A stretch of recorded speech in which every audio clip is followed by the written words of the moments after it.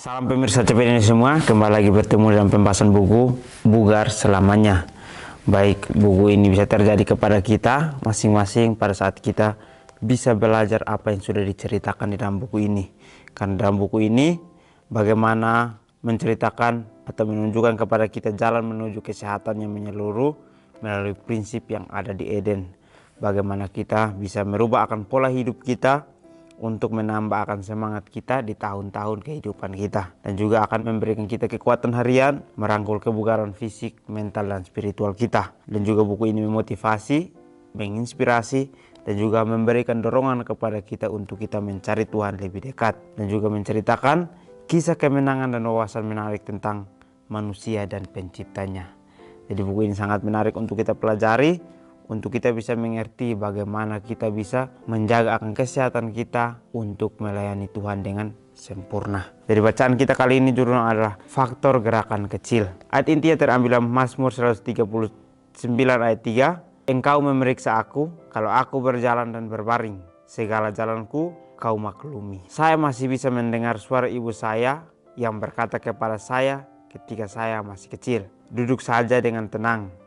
Berhentilah bergerak-gerak. Dengan patuh saya memaksa diri untuk duduk diam. Tidak lama kemudian saya akan lupa dan menggaruk lengan saya, menggoyangkan jari kaki saya, atau mengeliat di kursi.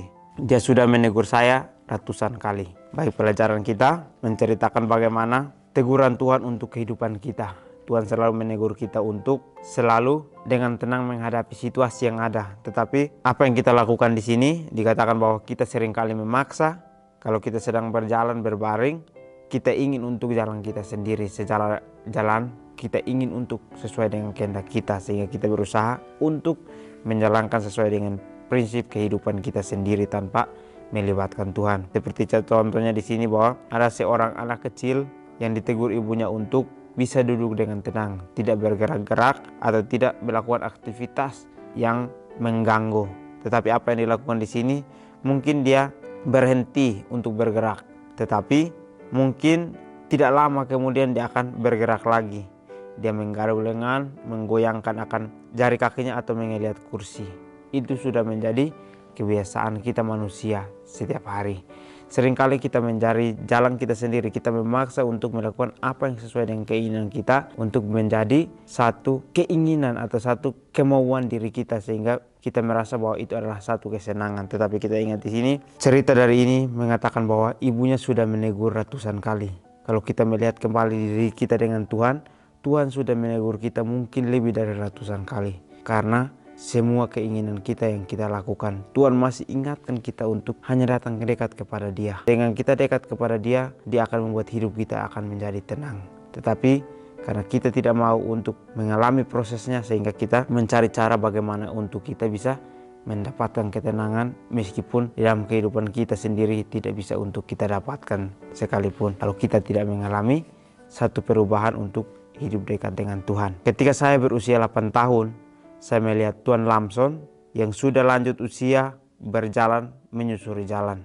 Tangannya gemetar hebat saat dia berjalan. Ibu saya memberitahu saya bahwa dia mengidap penyakit trisantophytus, kelainan saraf otot Sydenham, dan tidak dapat menahannya. Akankah saya berakhir seperti Tuan Lamson? Saya menyimpulkan bahwa jika saya bisa tetap diam selama 5 menit, maka saya tidak menderita penyakit yang sama seperti Tuan Lamson. Saya berhasil selamat dari ujian berat selama 5 menit dan membuktikan bahwa saya tidak sakit. Tetapi itu adalah salah satu hal tersulit yang pernah saya lakukan. Kalau kita lihat di sini ceritanya, mungkin dia melihat contoh dulu, baru dia bisa untuk mengambil kesimpulannya. Seringkali kehidupan kita pun sama seperti contoh anak kecil ini. Kita harus melihat dulu sesuatu yang terjadi, baru kita bisa menyimpulkan bahwa kita tidak boleh mengalami hal yang sama. Kita lihat di sini bahwa contoh dari Tom Lanson ini mungkin adalah teguran untuk kehidupan kita masing-masing. Karena mungkin kebiasaan gerakan kecil yang dia jalani, sehingga itu membuat dia untuk mengalami kelainan saraf otot Sydenham. Jadi karena kebiasaan kecil itu membuat kita untuk menjadi satu karakter, di mana karakter itu akan menjadi contoh kehidupan kita yang kita sudah lakukan di masa lalu kita. Jadi kita lihat di sini bahwa pada saat dia melihat akan penyakit ini, dia bertanya kepada dirinya, akankah saya mengalami hal yang sama? Kalau dia bertanya kepada dirinya, berarti dia merasa ada sesuatu yang harus dia rubah, ada sesuatu yang harus dia tinggalkan, harus dia hilangkan dalam kehidupannya. Kebiasaan-kebiasaan yang buruk itu dia harus lupakan di dalam kehidupannya. Sehingga dia menyimpulkan bahwa kalau dia bisa menahan dirinya selama 5 menit untuk tidak bergerak, maka dia tidak akan bisa menderita seperti Tuan Lamson menderita. Jadi pada saat dia melakukannya, dia berhasil. Tetapi itu adalah ujian berat selama 5 menit. Karena membuktikan bahwa ini adalah hal yang sulit yang saya lakukan dalam kehidupan saya setiap hari. Jadi pada saat dia lakukan itu, dia merasa bahwa sangat sulit untuk diam selama 5 menit. Kenapa sangat sulit? Karena seringkali kebiasaan kita tidak bisa untuk menahannya. Kebiasaan kita seringkali pada saat kita mau, kita harus lakukan secepat mungkin. Tetapi pada saat dia melihat ini, dia menyimpulkan bahwa dirinya untuk mengalami satu perubahan, berarti dia harus mengalami ujian berat itu. Dan pada saat dia sukses untuk menaklukkan akan ujian berat itu, maka dia akan sukses untuk merubah akan dirinya sendiri. Seringkali kita dipaksa untuk mengalami hal yang sama. Pada saat kita tidak bisa untuk menahan diri kita, maka marilah kita berdoa kepada Tuhan, meminta tuntunan Roh Kudus, meminta Dia untuk memberikan kita kekuatan bagaimana untuk kita bisa sukses dalam menghadapi ujian berat ini. Karena ujian berat ini akan kita lewati pada saat kita bergantung kepada Tuhan. Karena perubahan itu datang dari kemauan kita, datang dari hikmat Roh Kudus sendiri. Jadi marilah kita berubah sesuai dengan hikmat yang Tuhan berikan, dan juga jangan kita gunakan akan kekuatan fisik kita pada saat kita mau untuk berubah. Tetapi kita berubahlah sesuai dengan kemauan diri kita untuk datang dekat hanya kepada Tuhan. Seperti anak umur 8 tahun ini melakukannya. Untuk menjaga dirinya tidak sakit, dia melakukan satu perubahan untuk bisa mengalami satu kehidupan yang lebih sehat lagi. Selama bertahun-tahun saya merasa pasti ada sesuatu yang salah dengan diri saya. Komentar seperti, tidak bisakah kamu berhenti bergerak? Bahkan telah membuat saya merasa bersalah karena saya tidak bisa duduk diam seperti orang lain. Jadi untuk menyesuaikan diri saya berusaha lebih keras. Baik pelajaran demi pelajaran mengingatkan kepada kita. Kita pun mengalami hal yang sama seperti dalam contoh ini. Seringkali kita terus bergerak, tidak mau berhenti. Kenapa? Karena itu sudah menjadi satu kebiasaan dalam kehidupan kita. Tetapi apa yang dilakukan di sini dikatakan bahwa pada saat dia mendapat komentar, tidak bisakah kamu berhenti bergerak? Ini adalah teguran yang membuat diri kita untuk merasa emosi pada saat kita mengikuti akan keinginan daging kita. Tetapi sebagai pengikut Tuhan, pada saat kita dikatakan bahwa bisakah kamu berhenti bergerak, mungkin ini adalah satu pelajaran untuk kita belajar bahwa mungkin kehidupan saya ini saya terlalu mementingkan akan diri saya sehingga saya tidak menghindari akan kenyamanan orang lain.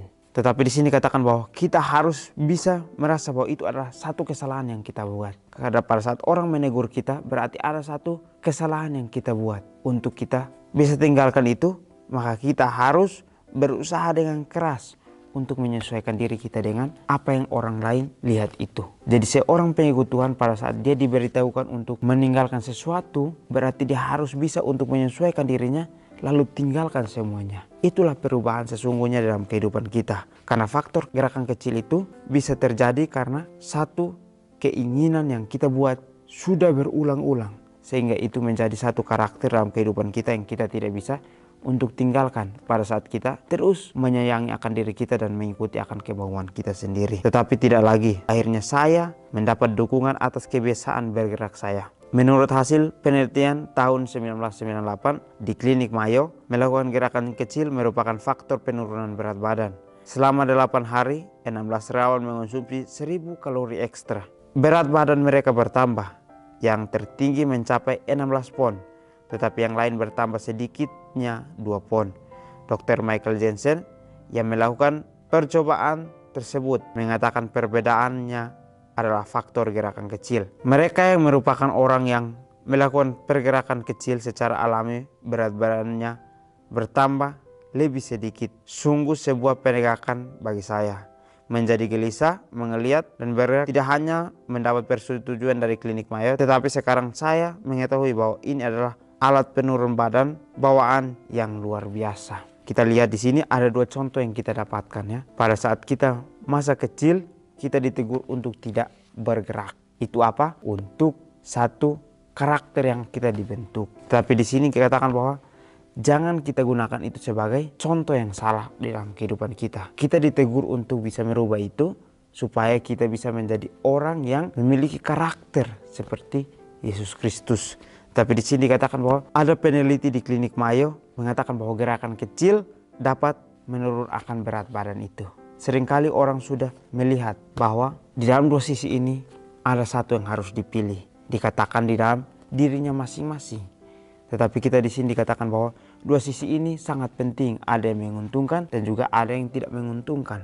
Jadi pada saat kita kecil itu menguntungkan untuk kita bisa memiliki karakter yang sempurna di dalam kehidupan Tuhan. Tapi pada saat kita besar, kita harus melakukan gerakan kecil itu karena untuk kesehatan diri kita masing-masing. Jadi kita di sini bahwa pada saat kita tidak bergerak maka akan ada pertambahannya berat badan. Kalau kita lihat di sini ya, ada yang bertambah 16 pon dan juga ada yang bertambah hanya 2 pon saja karena tidak melakukan perubahan. Tetapi kenapa di sini terjadi? Karena adanya tidak ada gerakan kecil itu dalam kehidupan mereka. Tuhan mengajarkan kepada kita bahwa kesehatan tubuh kita penting untuk kita jaga. Bagaimana ini adalah bait suci Tuhan, maka kita harus jaga. Dengan faktor kecil gerakan itu, pada saat kita bisa menjaganya untuk kesehatan kita, maka kita sedang menjaga bait sucinya Tuhan di dalam kehidupan kita sehari-hari. Jadi kita harus bisa memilih bahwa ini adalah pergerakan yang baik atau pergerakan yang salah di dalam kehidupan kita sehari-hari. Setiap gerakan adalah penting, kata Jensen. Ini bukan hanya gerakan besar seperti menaiki tangga yang membuat perbedaan, akan tetapi ini termasuk sering berdiri, melakukan peregangan, mengetukkan kaki, atau menggoyangkannya. Dia berbicara pola hidup saya. Faktor gerakan kecil membuat saya menyadari bahwa betapa mudahnya kita hanyut dalam rasa bersalah. Segera ketika ada orang yang mengerutkan kening dan tidak menyetujui apa yang kita lakukan, kita menganggap mereka benar. Kita segera mengubah perilaku atau mencoba untuk berubah. Jika kita melanjutkan cara lama kita, sama seperti yang saya lakukan, rasa bersalah merasuki hidup kita. Sekarang saya mendapat dukungan ilmiah untuk bergerak ketika saya berdoa, berdiri ketika membaca, dan berjalan ketika saya berpikir. Tuhan yang bijaksana, terima kasih telah menjadikan saya seperti ini. Amin. Baik, di akhir pelajaran kita dikatakan bahwa setiap gerakan adalah penting untuk kehidupan kita. Karena kita bergerak, kita bisa mendapatkan kesehatan untuk diri kita sendiri. Bukan untuk orang lain, bukan untuk paksaan orang, tetapi untuk kebaikan diri kita sendiri. Dikatakan di sini bahwa ini bukan hanya gerakan besar seperti naik tangga yang membuat perubahan, akan tetapi termasuk sering berdiri, melakukan peregangan, mengetukkan kaki dan menggoyangkannya. Dia berbicara tentang pola hidup yang sehat. Dia memberikan kita contoh bagaimana kita melakukan gerakan kecil itu untuk kesehatan diri kita. Tetapi kita lihat di sini bahwa seringkali orang mendengarkan ini, dia menjadikan itu sebagai contoh yang dia harus lakukan setiap hari dan hanya di tempat situ saja. Tetapi bagaimana kita untuk bisa bertumbuh, maka berubahlah dari setiap kebiasaan lama kita untuk kita bisa mendapatkan satu perubahan. Kita mencoba-coba untuk bisa mencapai titik perubahan yang sesungguhnya. Karena Tuhan mau supaya kita berubah untuk setiap hari lebih dekat hanya kepadanya. Jadi cinta Tuhan kepada kita seperti kita belajar untuk mengenal sesuatu. Tuhan memberikan kita pelajaran, maka kita harus kenal akan pelajaran itu. Datangnya dari Tuhan. Faktor gerakan kecil ini datang karena kebiasaan-kebiasaan kita yang kita lakukan. Karena kita tidak bisa untuk menghindari semuanya. Semuanya akan terjadi, tapi bagaimana kita dapat memilihnya. Mungkin ini saja pelajaran dapat saya bahas. Kiranya kita bertemu lagi di pertemuan selanjutnya. Kiranya Tuhan Yesus memberkati kita semua.